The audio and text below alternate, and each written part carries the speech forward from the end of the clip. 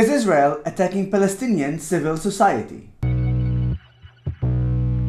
Israel just designated 6 leading Palestinian NGOs as fronts for the terrorist organization PFLP. And the US, EU, UN, and many human rights groups are furious. But they really shouldn't be, given what's already known about these groups. Adamir's co-founder is a PFLP terrorist. Their former accountant, Samir Arbed, is responsible for the murder of a 16-year-old Israeli. Their board member, Yaqub Odeh, is a convicted murderer. And their former Director General, Khalida Jawar, is a leader of the PFLP in the West Bank.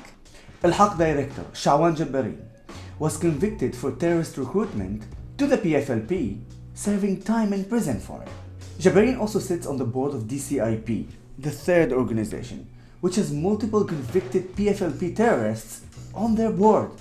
UAWC employs Samir Arbed, who is responsible for the death of Rina Schnurb, as we mentioned before.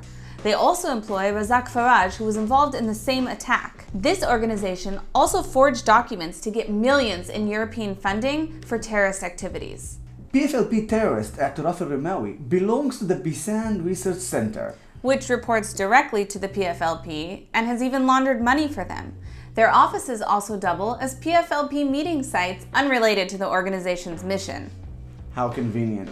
And finally, the UPWC is known even by USAID as the official women's organization of the PFLP.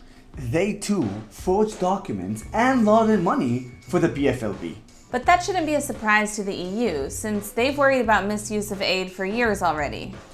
Somehow their outrage isn't very convincing.